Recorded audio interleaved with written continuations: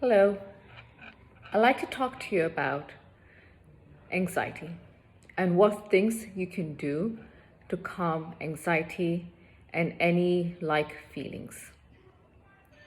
It's important to remember that negative thoughts drive negative feelings, and negative feelings can drive negative behavior.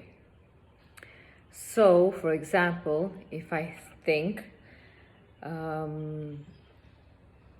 people don't like me because I am wearing a hijab, say.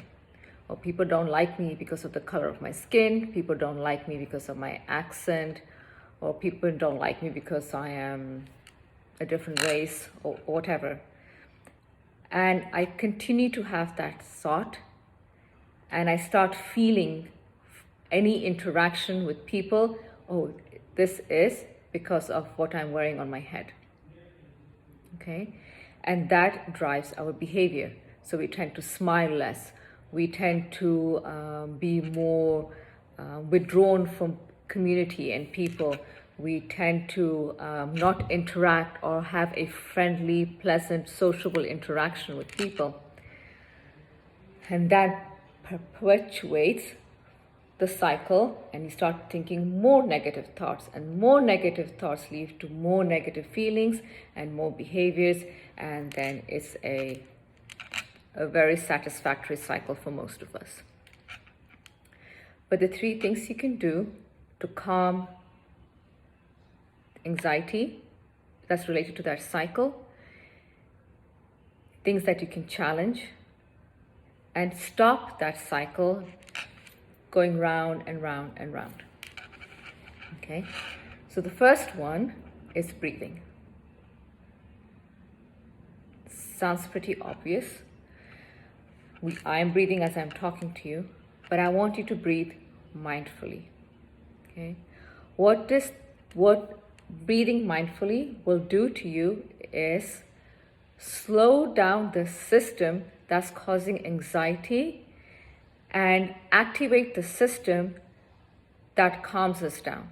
So we do have two kinds of nervous system. One that basically activates us, puts us in a heightened stress response, and one that says, it's okay, calm down. Okay? So the breathing exercise helps us calm down. So the way I like to show is take 3-second inhale. So take a 3-second inhale. Hold for 1 second, and then exhale for 6 seconds. Again, take a deep inhale for 3 seconds. Hold for 1, and then exhale. Again, inhale. Hold for 1, and then exhale. Do this as many times as you like, as often as you like. I recommend 3 to 4 times a day, or any time when it's just way too much. That situation is just way too much. Now, you can tie any spiritual practice with that if you prefer, but that's available in your toolkit for anxiety. The second thing that I would like you to consider is don't leave the situation that causes you anxiety unless it's dangerous. So if a dog is barking and running at you, of course, that's an anxious situation. You have to run away from it. But if a social situation where you are surrounded by people who give you anxiety, okay? So after this COVID lockdown is over, as you're slowly starting to mingle with people outside, you might notice that a big crowd is giving you anxiety, okay? As long as you're taking the necessary precautions like washing hands, wearing masks, keeping a distance, there's no need to be anxious. Stay in that situation and breathe. Third thing that I would highly recommend is journaling, writing it down. Just write down. I feel anxious. Let's take an example. I feel anxious when my kids don't do what I ask. Simple. I had that yesterday. So what can you do? Journal it down. I feel anxious when my kids didn't do what I asked them to do, because they don't respect my wishes, don't respect my requests. Okay, so write down, is it true? My kids don't respect my requests. Maybe, yeah. Second question, is it absolutely true? Are you 100% certain they don't? Not 100% certain. Okay, but how does that thought make you feel? Disrespected, upset, frustrated, bad parent, I didn't do enough to, to show them how important it is when a mom tells them to do something to do it. All those thought patterns that run in your head.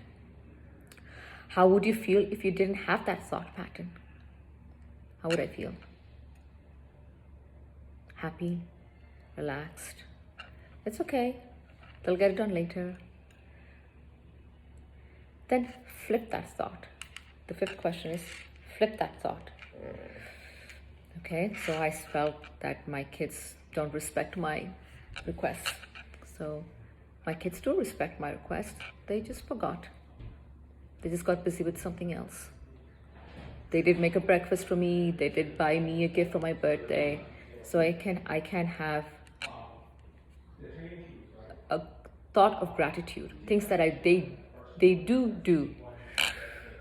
So these three things I'd like you to try to calm an anxious mind. Just want to share with you the 2 journal books that I keep.